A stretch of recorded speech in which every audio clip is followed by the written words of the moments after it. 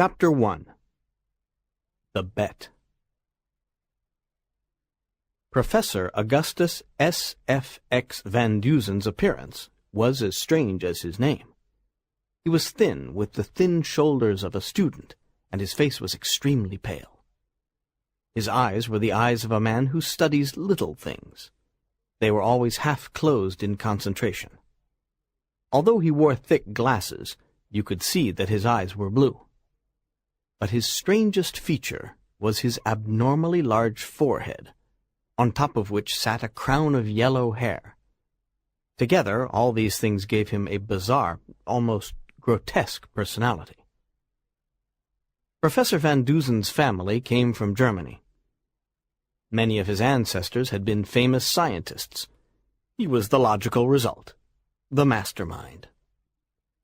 And logic was his passion. He believed that 2 and 2 always equal 4, except in unusual cases, when they may equal 3 or 5.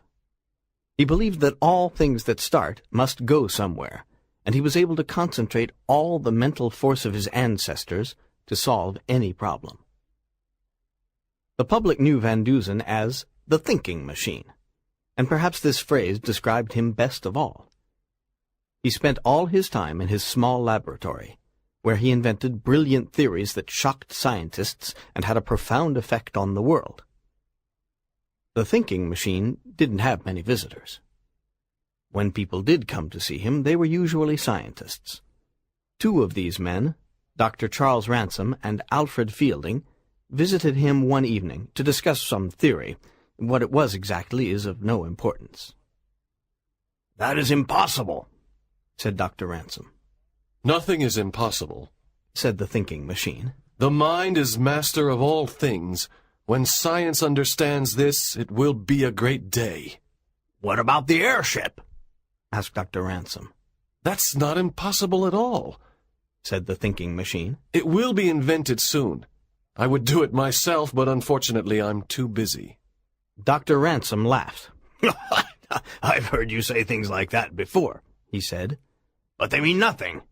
The mind may be master of the material world, but there are some problems that cannot be solved by thought alone." "Give me an example," demanded the thinking machine. Dr. Ransom thought for a moment as he smoked. "Well, what about the walls of a prison?" he replied. "No man can escape from a cell just by thinking about it. If he could, there would be no prisoners." He continued, "Let's imagine a case. A cell for prisoners who are condemned to death. These men will do anything to try to escape. Imagine you were in that cell. Could you escape?" "Certainly," said the thinking machine. "Of course," said Mr. Fielding. "You could destroy the cell with an explosive. But if you are a prisoner inside the cell, you can't have that." "I don't need an explosive," said the thinking machine. "I would be just like any other prisoner, and I would still be able to leave the cell." "You could escape only if you entered it with tools," said Dr. Ransom. The thinking machine was visibly irritated. "Lock me in any cell, in any prison, anywhere, at any time, wearing only normal clothes, and I'll escape in a week," he declared. Dr. Ransom was interested. Mr. Fielding lit a new cigar. "You're saying that you could escape from the cell just by thinking about it?" Ransom asked. "I could get out." "Are you serious?" "Certainly I'm serious." Dr. Ransom and Mr. Fielding were silent for a long time. "Would you like to try it?" asked Mr. Fielding finally. "Certainly," said Professor Van Duzen, and added ironically, "I have done more ridiculous things than that to convince men of less important facts." Of course it was an absurd thing, but they decided it at that moment. "To begin now," said Dr. Ransom. "I'd prefer tomorrow," said the thinking machine. "Because—" "No, now!" said Mr. Fielding. "You will be locked in a cell with no chance to communicate with friends. You will receive exactly the same attention as a real prisoner, a man condemned to death. Do you still agree to do it?" "All right, now, if you want," said the thinking machine, and he stood up. "The death cell in Chisholm Prison." Fine. And what will you wear? Very little. Said the thinking machine. Shoes, long socks, trousers, and a shirt. The guards will search you, of course. They must treat me like any other prisoner. Said the thinking machine. And so they made the arrangements. They had to obtain permission for the experiment, but all three of them were important men, and everything was finalized with a few telephone calls. The prison governors could not understand why Professor Van Dusen wanted to do it, but one thing was certain. They had never had such an important prisoner. The thinking machine dressed himself in the clothes that he was going to wear in prison, and called his housekeeper. Martha, He said, it is now 27 minutes past 9. I am going away. 1 week from tonight at 9:30, these gentlemen and 1 or 2 others will have dinner with me here. Remember, Dr. Ransom likes carrots. A driver took the 3 men to Chisholm Prison. The warden was waiting for them. He understood only that Professor Van Dusen was going to be his prisoner for 1 week. He was not a criminal, but he must be treated just like any other prisoner. "Search him," said Dr. Ransom. The guards searched the thinking machine, but they didn't find anything. The pockets of his trousers were empty, and his shirt didn't have any pockets. They took off his shoes and socks, and looked inside them. Nothing. Dr. Ransom regarded Van Dusen's weak body and his colorless face. He was suddenly sorry about his idea. "Are you sure you want to do this?" he asked. Would you believe me if I didn't do it? The thinking machine replied. "No." All right, I'll do it. Ransom didn't like the arrogance in Van Dusen's voice. His sympathy for the man disappeared. He decided that the experiment was a good thing. It would teach the thinking machine a lesson. "Will it be possible for him to communicate with anyone outside the prison?" he asked. No, it will be absolutely impossible, said the warden. He will not have anything to write with. "And the guards, will they send messages for him?" Not one word, said the warden. They will tell me anything he says, and they will give me anything he gives them. Good, said Mr. Fielding. "Of course, if he does not escape in a week," said Dr. Ransom, "and asks to leave, you will let him go." I understand, said the warden. Then the thinking machine spoke. I have 3 requests, he said. I would like some toothpaste and also 1 $5 and 2 $10 bills. Could he bribe your guards for $25? Not even for $2,500. In that case, give him the money, said Mr. Fielding. "And what is the 3rd request?" asked Dr. Ransom. Could somebody clean my shoes? The 3 men looked very surprised. This last request seemed completely absurd, but they agreed to it anyway. After this, they took the thinking machine to his cell. They walked down a long corridor and stopped at the 3rd steel door. Here is cell 13, said the warden. This is where condemned killers are kept. No one can leave it without my permission. No one in it can communicate with anyone outside. It is very near my office, and I can hear any noise that comes from it. Is this cell all right, gentlemen? asked the thinking machine. Yes, Yes, it's perfect, replied Fielding and Ransom together. The guard opened the door, and the thinking machine walked into the dark room. No sooner was he inside than the warden closed the door and locked it with a double lock. Ransom heard a noise from inside the cell. "What is that noise?" he asked through the bars. Rats. The cell is full of rats, replied the thinking machine. The 3 men said good night, and were turning to go when the thinking machine called. What time is it exactly, Warden? 17 minutes past 11. Thanks. I will see you all in your office at 8:30, 1 week from this evening, said the thinking machine. And if you do not? There is no possibility of that. Chapter 2. Chisholm Prison. Chisholm Prison was a large building. It was 4 floors high and stood in the center of a large open space. The wall around it was 6 meters high and impossible to climb. Even if a man managed to escape from his cell, he could not pass over the wall. The yard around the building was 8 meters wide on all sides. This was the distance from the prison building to the wall. During the day, prisoners used the yard to do exercises. But it was not for those prisoners in cell 13. There were always 4 armed guards in the yard, 1 for each side of the building. At night, strong lights illuminated the yard and the wall. The wires that carried electricity to these lights ran up the walls of the building. The thinking machine saw and understood all these things. He had to stand on his bed to see out of the small barred window. It was the morning after his incarceration. He soon realized that somewhere on the other side of the wall there was a river, because he could hear the sound of a boat and saw a river bird in the sky. From the same direction he heard the sound of children playing baseball, so he knew that there was a children's playground between the prison wall and the river. No man had ever escaped from Chisholm Prison, and it was easy to see why. The walls of the cell were perfectly solid, and the bars on the window were new. And in any case, the window itself was too small to escape through. But this didn't discourage the thinking machine. He looked up at the light and saw how the wire went from it to the wall of the prison building. He realized that the wire passed near the window of his cell. That could be useful. Cell 13 was on the same floor as the prison offices. The thinking machine couldn't see the ground through the window of his cell. However, there were only 4 steps up to the office floor.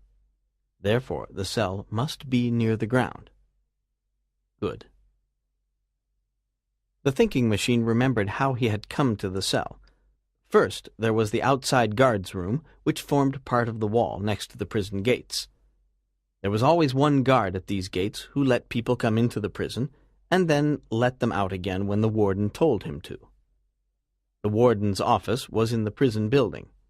From the yard you had to pass through a solid steel door to get to it. The door had only one small hole in it to see who was there. Then between the office and cell 13 there was a heavy wooden door and 2 steel doors in the corridors of the prison. Then, of course, there was the door of cell 13. There are 7 doors between cell 13 and freedom, thought the thinking machine. It will not be easy, but there are advantages. I am alone here. Nobody looks at what I am doing. There is one guard who brings my food 3 times a day at 6 o'clock in the morning, at noon, then again at 6 in the afternoon. And then there is the inspection at 9 o'clock, but that is all. There was nothing, absolutely nothing in his cell, except a bed that was strongly made and impossible to dismantle. There was no chair, no table, no cup or fork or spoon. Nothing. The guard watched him while he ate and took away his plate and spoon as soon as he had finished. The thinking machine considered all these facts very carefully. Then he began an examination of his cell. He examined the stones in the walls and roof and the cement between them. He walked over the floor many times, but it was solid cement. After the examination, he sat on his bed and thought for a long time, because Professor Augustus S.F.X. Van Dusen had something to think about. Suddenly he was disturbed by a rat, which ran across his foot and disappeared into a dark corner of the cell. The thinking machine looked hard into the corner. After some time, he saw several pairs of yellow eyes looking back at him. Then, for the first time, the thinking machine noticed the bottom of his cell door. There was a space of about 5 centimeters between the steel bar and the floor. The thinking machine walked into the corner where the rats were, but he continued to look at the door. The rats were afraid and tried to escape. There was the sound of running feet and several squeaks, and then silence. None of the rats had gone out the door, yet the cell was now empty. Therefore, there must be another way out of the cell, even if it was very small. He got down on his hands and knees and began to look for the opening. Finally, he found it. It was a small circular hole in the floor, about 4 centimeters in diameter. So this is how the rats escaped. Interesting. He put his hand in the hole. It seemed to be an old drain pipe. The thinking machine sat on the bed and thought for an hour. Then he looked once more outside his cell window. One of the outside guards stood directly opposite, beside the wall. He was looking at the window of cell 13 when the thinking machine's large head appeared. But the professor didn't see the guard. At 12 o'clock, the cell 13 guard brought the thinking machine his food. It was horrible, but the thinking machine didn't mind. He wasn't interested in food. He spoke to the guard, who watched him as he ate. Have they made any modifications here in the last few years? Asked the thinking machine. Not really, said the guard. They built the new wall 4 years ago. Have they done anything to the prison building? Well, they painted the outside, and then 7 years ago they had a new plumbing system installed. Ah, I see, said the prisoner. How far is the river over there? About 100 meters.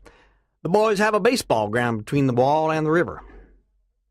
The thinking machine had nothing more to say, but when the guard was ready to go, he asked for some water. I get very thirsty here, he explained. Could I have some water in a cup, please? I'll ask the warden, replied the guard, and he went away. Half an hour later, he returned with a small cup. The warden says you may keep this cup, he told the prisoner, but you must show it to me when I ask for it. If you break it, I won't give you another one. Thank you, said the thinking machine. I won't break it. 2 hours later, the same guard was passing the door of cell 13. He heard a noise and stopped. The thinking machine was on his hands and knees in a corner of the cell. There was the sound of several squeaks. The guard watched him. Ah, I've got you, he heard the prisoner say. What have you got? Said the guard. One of these rats, he replied. See? The guard saw a rat in the thinking machine's hands. The prisoner carried it towards the light. It's a water rat, he said. Haven't you got anything better to do than catch rats? Asked the guard. It's terrible that there are rats in this prison, said the thinking machine. Take this one away and kill it. There are many more where it came from. The guard took the rat and killed it. Later he told the warden about the incident, but the warden only smiled. Later that afternoon, the armed guard in the yard outside cell 13 saw the prisoner look out and put a hand through the bars of the window. Something white fell slowly to the ground. It was a roll of linen from a shirt, and wrapped around it was a $5 bill. The guard looked up at the window again, but the face was no longer there. With a smile, he took the cloth and the $5 bill to the warden's office. There was something written on the outside of the cloth in strange ink. It said, Please deliver to Dr. Charles Ransom. Ha! said the warden. His first plan of escape has failed. But why did he address it to Dr. Ransom? And where did he get the pen and ink to write with? Added the guard. The warden looked at the guard, and the guard looked at the warden. There was no easy solution to the mystery. The warden studied the writing carefully. Well, let's see what he wanted to say to Dr. Ransom, he said. He unrolled the second piece of linen.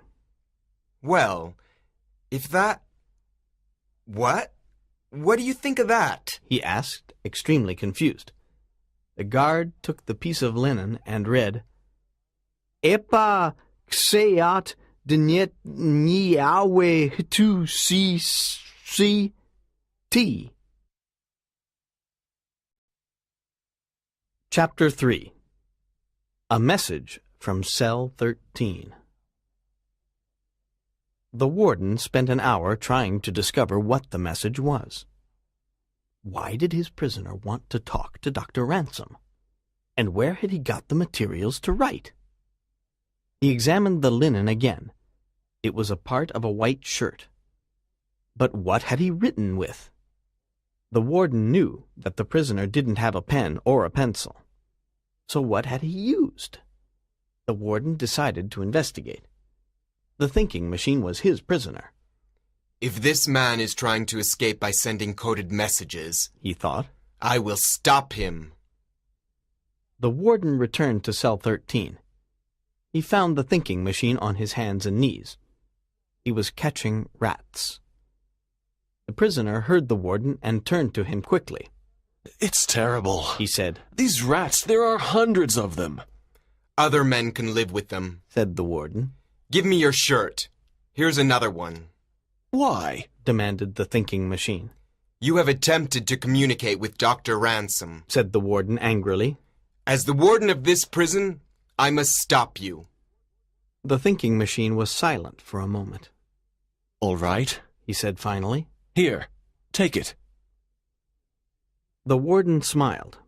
The prisoner stood up and took off his shirt. He gave it to the warden. In exchange, the warden gave him a blue prison shirt. The warden looked at the thinking machine's white shirt. He compared the pieces of linen he had with the shirt. It was torn in 2 places. The thinking machine watched him. Did the guard give you those? He asked. Yes, he did, said the warden. And that is the end of your first attempt to escape.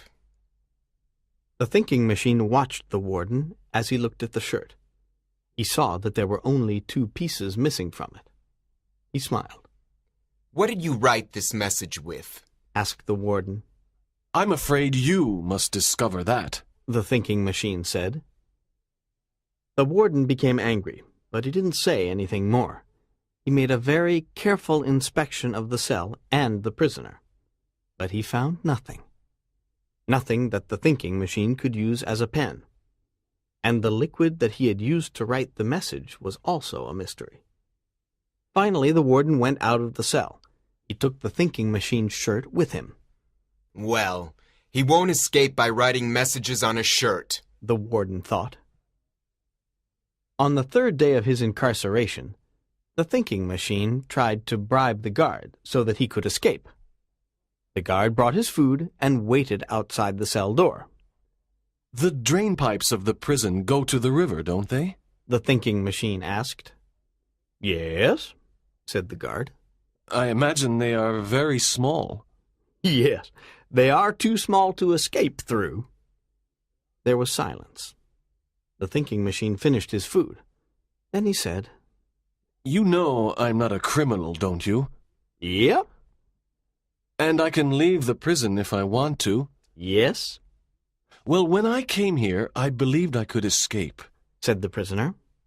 Will you help me if I give you some money? The guard was an honest man. No, he said. $500, said the thinking machine. I am not a criminal. No, said the guard. 1,000. No. If you gave me $10,000, I couldn't get you out. To get out, you have to pass through 7 doors, and I only have the keys to 2. The guard ran to the warden's office and told him about the prisoner's offer. Plan number 2 fails, said the warden and smiled. First a message, and then a bribe. At 6 o'clock, the guard went to Cell 13 again to bring food to the thinking machine. He stopped in the corridor. There was a noise coming from inside the cell. The guard walked very quietly to the cell door. Through the bars, he saw the thinking machine at the window. He was trying to cut through the iron bars of the window with a file. The guard went back to the office and told the warden. The 2 men went back to Cell 13, walking very quietly. The warden looked into the cell and saw the thinking machine still at the window. He entered the cell. The thinking machine turned round and jumped onto the floor. He tried to hide the file in his hand. "Give it to me," said the warden. No! Said the prisoner. There was anger in his voice. "Come on, give it to me." No! Repeated the thinking machine. "Very well. Search him," said the warden to the guard. The guard searched the thinking machine. After some minutes, he found a piece of steel, about 5 centimeters long, in the prisoner's trousers. A few minutes later, he found another piece. The guard gave the pieces of steel to the warden. The warden looked at them. "You couldn't cut through the bars on the window with these," he said. Yes, I could, said the thinking machine. "In 6 months, perhaps," said the warden, smiling. Just wait, you'll see, said the thinking machine. Once more the guard searched the cell, but once more they found nothing. The warden stood on the bed and looked at the bars of the window. He took the bars in his hand and tried to move them. They were immovable. He smiled and then got down from the bed. "Forget it, Professor. You will never escape from here," he said. The thinking machine said nothing. He just sat on the bed with his head in his hands. The warden and the guard went out of the cell and closed the door. "He is mad to try and escape," said the warden. "but he is very clever. I would like to know what he used to write that coded message." It was 4 o'clock the next morning when a terrible scream resounded through the prison. It came from a cell near the center of the building, a sound full of horror and great fear. The warden heard it and ran with 3 of his men into the long corridor that went to cell 13. Chapter 4.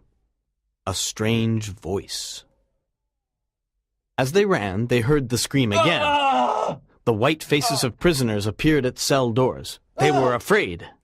"It's that crazy man in cell 13, the warden said. He stopped and looked into the cell. That crazy man in cell 13 was sleeping comfortably in his bed. They heard the scream again. It was coming from somewhere above. The warden and the guards went upstairs. There they found a man in cell 43, directly above cell 13. He was sitting in the corner of his cell like a child. "What's wrong?" demanded the warden. Thank God you've come, said the prisoner. "What is it?" demanded the warden again. He opened the door and went into cell 43. The prisoner's face was white with terror. Take me out of this cell. Please take me out, he said. "What is it?" asked the warden. I heard something. "What did you hear?"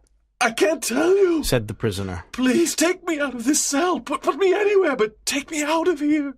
"Who is this man?" the warden asked the guard. His name is Joseph Ballard, the guard replied. "And what is his crime?" They say he killed a woman with acid. But they can't prove it, said the prisoner. They can't prove it. The warden was silent for a minute. "Listen to me, Ballard," he said finally. "If you heard something, I want to know what it was. Now tell me." I can't tell you. Ballard was crying now. "Where did it come from?" I don't know. Everywhere, nowhere. I don't know. "Was it a voice?" I can't tell you, said the prisoner. "You must tell me," said the warden angrily. It was a voice, but it wasn't human, said the prisoner. "A voice, but not human," repeated the warden. He was confused. It was strange and very far away, like a ghost. "Did it come from inside or outside the prison?" It didn't come from anywhere. It was here, there, everywhere. I heard it. For an hour, the warden tried to get the story, but Ballard became silent and didn't say anything more. Finally, the warden went away. He was very confused. Ballard sat at his cell door until morning, his white face staring through the bars. It was the 4th day of the thinking machine's incarceration. He stood at his cell window and threw another piece of linen to the guard outside. And once more, the guard took it to the warden. The warden read the message on it. It said, Only 3 days more. The warden was not surprised by the message. He knew the thinking machine meant that there were only 3 days more before he escaped. "But how did he write it?" The warden thought. Where did he find another piece of linen? Where? How? He looked at the linen. It was white, like the material from a shirt. He took the thinking machine's shirt and put the two original pieces of linen on the torn places. The third piece was completely superfluous, but it was the same material. Where did he get it? And where? Where does he get anything to write with? Later on the fourth day, the thinking machine spoke to the guard outside his window. What day of the month is it? He asked. The 15th. The thinking machine made a mental astronomical calculation. Good, he thought. Tonight the moon will not rise before 9 o'clock. Then he asked another question.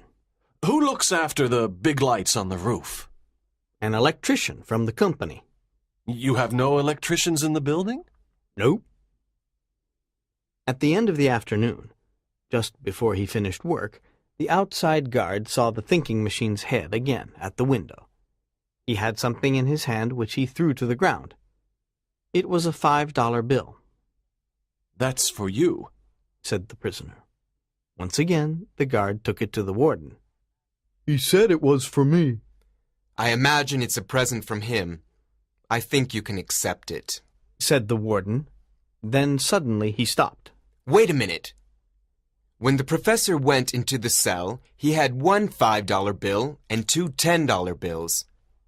There was a $5 bill with the first message. I have it here. But now he has given you another $5 bill. It's impossible. He has only two $10 bills. Perhaps somebody changed a $10 bill for him, said the guard.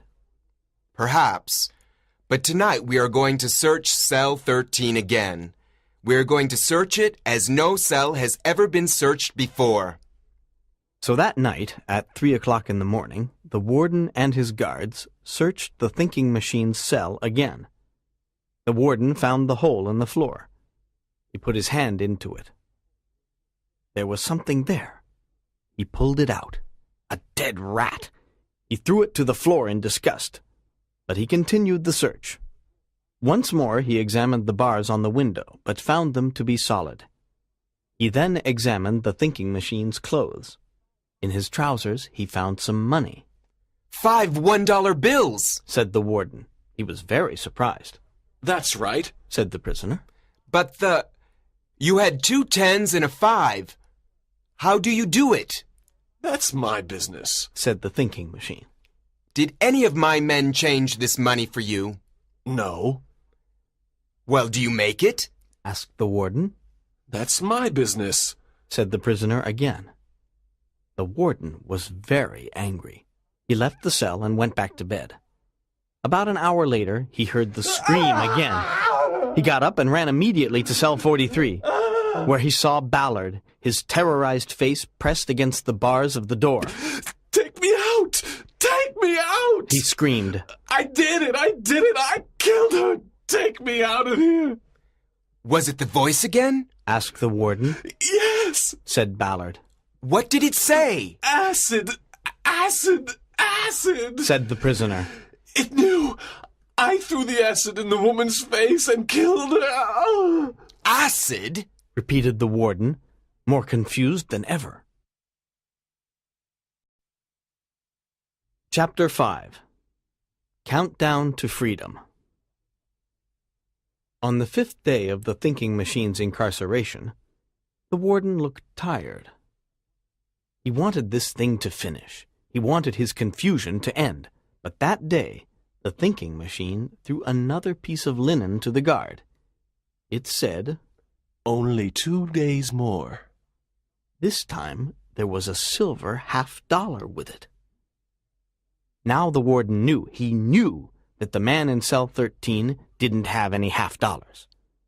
He couldn't have any $50, just as he couldn't have pen and ink and linen. But he did have them. It was a fact, not a theory. And that is why the warden looked so tired. Then there was the voice that Ballard had heard. The word acid. Didn't mean anything, of course. Ballard was obviously mad. But there were so many things that didn't mean anything. now that the thinking machine was in the prison. On the 6th day, the warden received a letter from Dr. Ransom. It said, "Dear Sir, Mr. Fielding and I will meet you in your office tomorrow evening. If Professor Van Dusen has not escaped, and we believe he has not, because we have not received a letter from him, we will meet him there too. Yours, Dr. Ransom." That day, the thinking machine had 3 more messages for the warden. They were written on the same linen and referred to the meeting with Dr. Ransom and Mr. Fielding. On the afternoon of the 7th day, the warden passed cell 13 and looked in. The thinking machine was sleeping on his bed. Everything in the cell was completely normal. He cannot escape between now and 8:30 this evening, the warden thought. That evening, after 6 o'clock, he saw the guard. Is everything all right in cell 13? He asked. Yes, sir, replied the guard. But he didn't eat much today. The warden was feeling happy when he met Dr. Ransom and Mr. Fielding that evening, at 7 o'clock. He wanted to show them the thinking machine's messages. He wanted to tell them about the events of the week. But before he could speak, the guard from the river side of the prison yard came into the office. "The light on my side of the yard is broken," the guard said. "Oh no, another problem," said the warden. The guard returned to his post in the dark. The warden called the electric light company. "Hello, this is Chisholm Prison," he said into the phone. "One of our lights is broken. Could you send 4 men here to repair it? Thank you. Goodbye." The warden went out into the yard.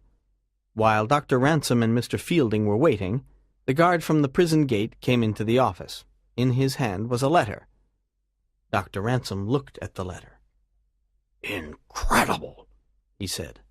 "What is it?" asked Mr. Fielding. The doctor gave him the letter. Fielding looked at it. "It's a coincidence. It must be," he said. It was almost 8 o'clock when the warden returned to his office. "The electricians have arrived," he said. "They are working on the light now." The warden telephoned the guard at the prison gate. "How many electricians came in?" he asked. 4, was the reply. "All right. You must be certain that only 4 men go out of the prison," said the warden.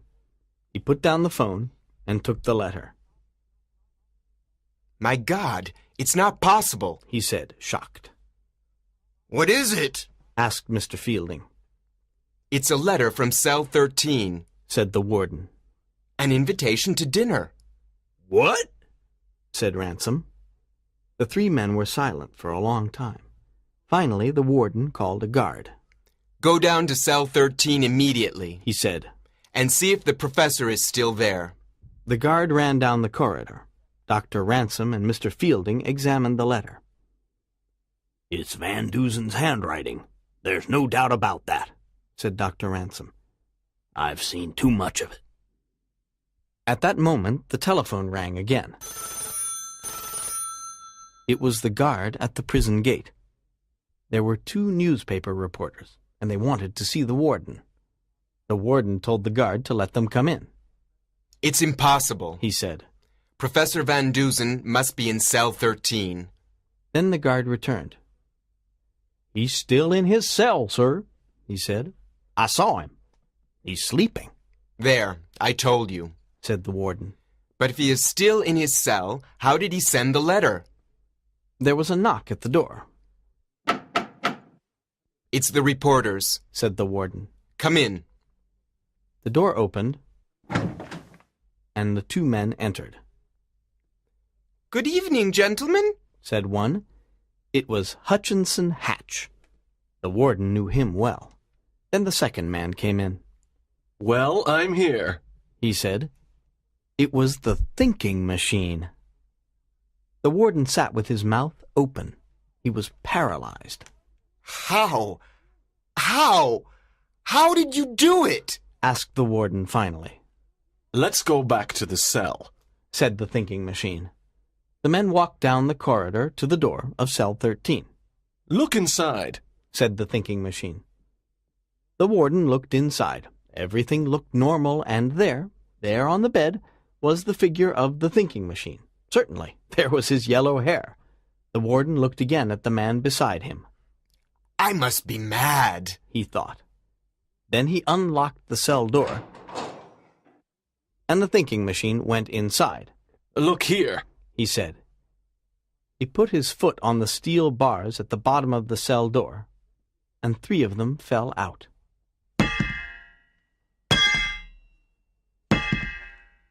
And here, too. The thinking machine stood on his bed and put his hand to the bars on the window. All of them came out. So what's this in the bed? Asked the warden. It's a wig, the thinking machine replied. Take the cover off. The warden did this. Under it was a coil of strong rope, about 10 meters long, a knife, 3 files, 3 meters of electric wire, a pair of steel pliers, a hammer, and a pistol. How did you do it? Asked the warden. You gentlemen have an invitation to dinner with me at 9:30, said the thinking machine. Come on, or we shall be late. But how did you do it? The warden insisted. You cannot hold a man in prison who can use his brain, replied the thinking machine. Come on, or we shall be late. Chapter 6. How did he do it? When dinner was finished, the thinking machine turned to Dr. Ransom. Well, do you believe me now? He asked. Yes, I do, replied Dr. Ransom. There was a long silence. Like all the other guests, Ransom was waiting for the explanation. So, tell us how you did it, said Fielding finally. The thinking machine began the story. The agreement was to go into a cell in Chisholm Prison with nothing but the necessary clothes and to leave that cell within 7 days. I didn't know Chisholm Prison. When I went into the cell, I asked for 3 things: toothpaste, 2 $10 bills, and 1 $5 bill, and to have my shoes blacked. You agreed to these things. I knew that there was nothing useful in the cell, so I had to use these 3 innocent things to help me escape. But anything is dangerous in the hands of a man like me. The first night I did 2 things. I slept and I ran after rats. You gentlemen thought I wanted time to organize an escape with assistance from outside the prison. But this was not true. I knew I could communicate with anyone I wanted to at any time. The warden looked at him for a moment. The thinking machine continued. The guard woke me up at 6 o'clock the next morning. He brought me my breakfast. He told me lunch was at 12 o'clock and dinner was at 6. I knew that between these times I was alone. So after breakfast, I examined the outside area from my cell window. I saw that it was impossible to get over the wall. But I knew that on the other side of the wall there was a river and also a playground. The guard confirmed it. So I knew one important thing. A person could come near the prison on that side without attracting the attention of the guards. But there was something even more important. I saw a wire which went to the light on the prison roof. It was very near my cell window. I knew then that if it was necessary, I could cut off that light. Then I thought about escaping through the prison building. I remembered the way to my cell. I knew that was the only way out. There were 7 doors between my cell and the outside. It was too difficult. The thinking machine stopped for a moment. Dr. Ransom lit a new cigar. For several minutes there was silence. Then the thinking machine continued. When I was thinking about these things, a rat ran across my foot. It gave me a new idea. I saw there were at least 6 rats in the cell, but they didn't come from under the door. I ran after them and they disappeared, but they didn't go out of the door, so I knew there was another way out. I looked for this other way and found it. It was a hole in the floor. It went to an old drain pipe. Obviously the rats came this way. But where did they come from? Drain pipes normally go outside the prison. This one probably went to the river or near it. so the rats came from that direction. When the guard came with my lunch, he told me two important things. One was that there was a new plumbing system in the prison. The other was that the river was only 100 meters away. So I knew that the pipe in my cell was part of an old system, and I knew it went to the river. The other end of the pipe was outside the prison walls. But before I could start work, I knew I had to distract the warden. I wanted him to think that I was trying to communicate with you, Dr. Ransom. So I took 2 pieces of linen from my shirt and wrote a message on them. Do you have the message, Warden? Yes. The warden looked at the coded message. But what does it mean? He asked. Read it from right to left, beginning with the T, said the thinking machine.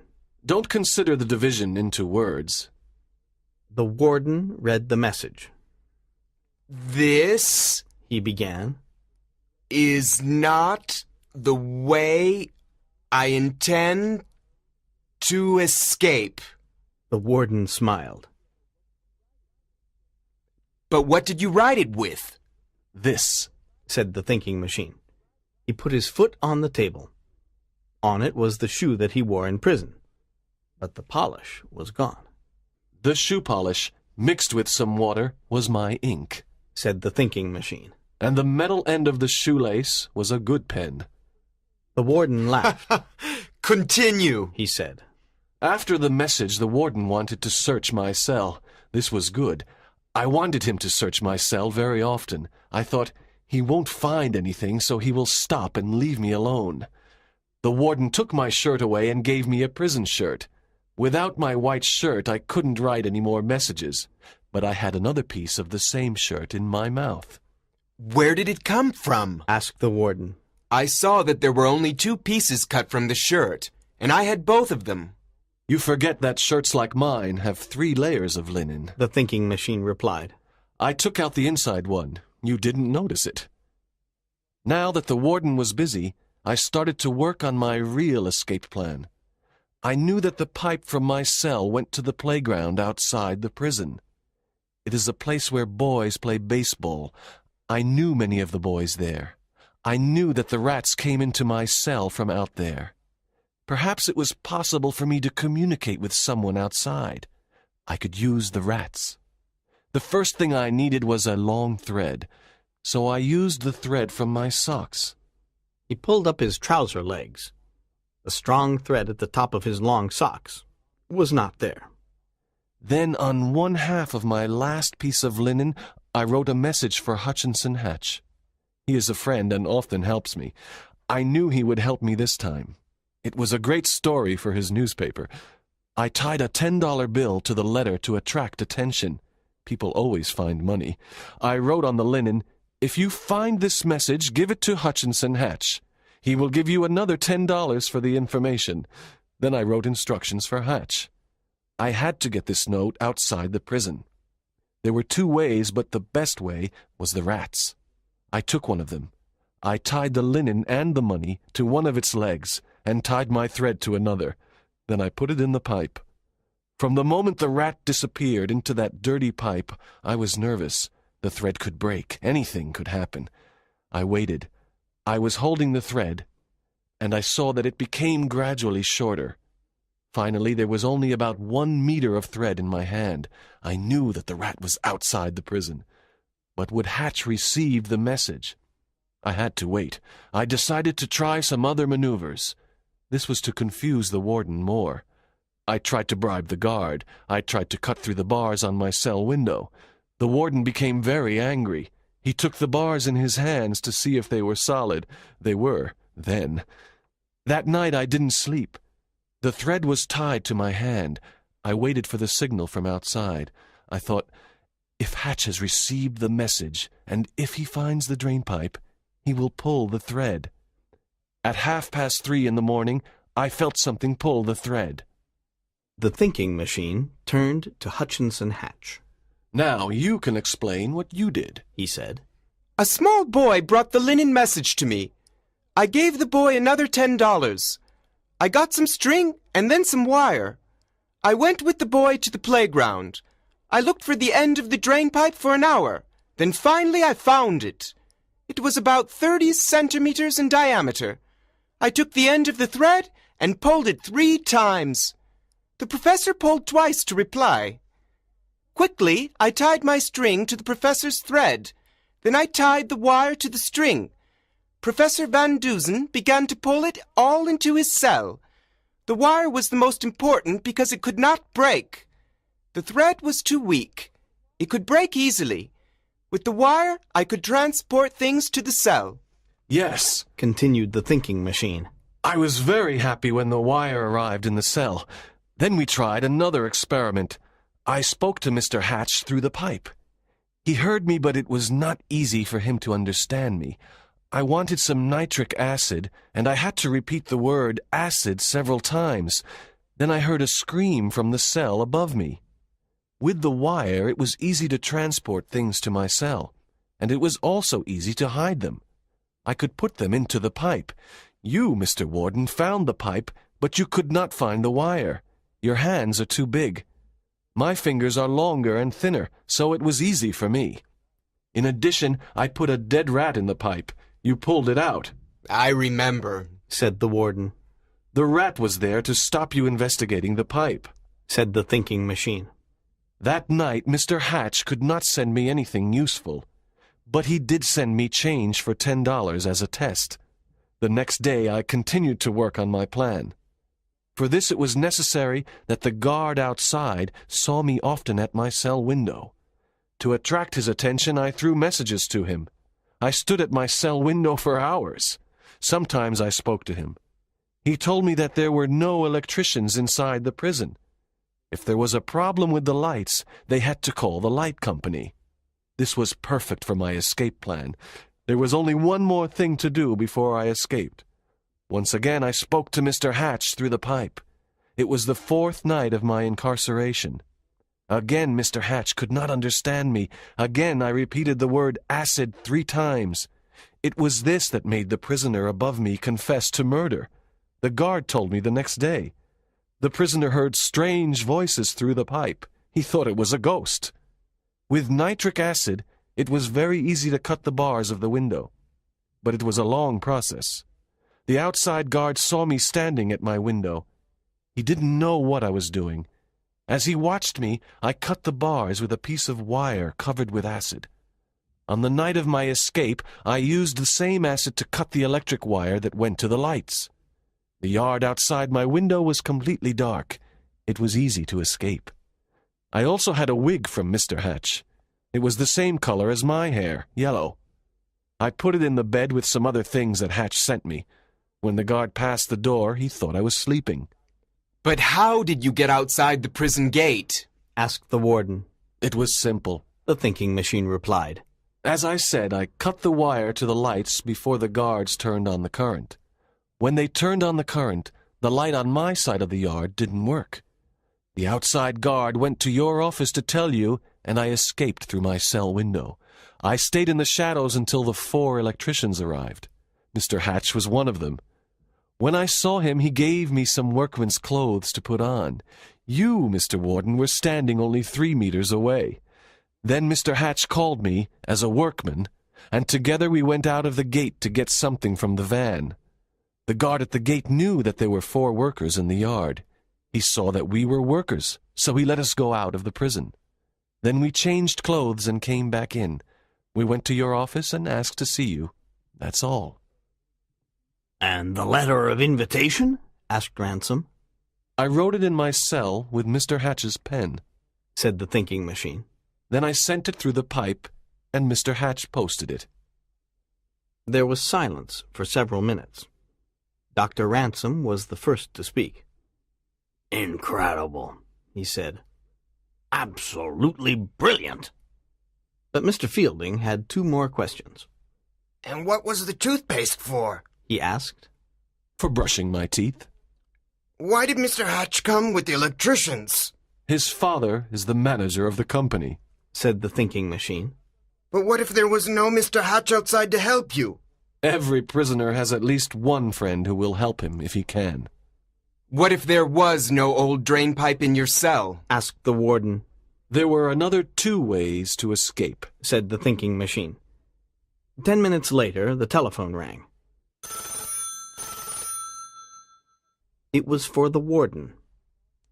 Is the light working now? Asked the warden through the phone. Good. The wire was cut beside cell 13. Yes, I know. What's that? There are too many electricians? 2 went out of the prison and there are 3 still inside? But only 4 men came from the light company. The warden turned to the others, confused. The guard says that he saw 4 electricians come into the prison. 2 went out again, but there are still 3 men inside, he said. Don't you remember? I was the extra man, said the thinking machine. Oh, said the warden. I see. He turned back to the phone. You can let the 5th man go. He's all right.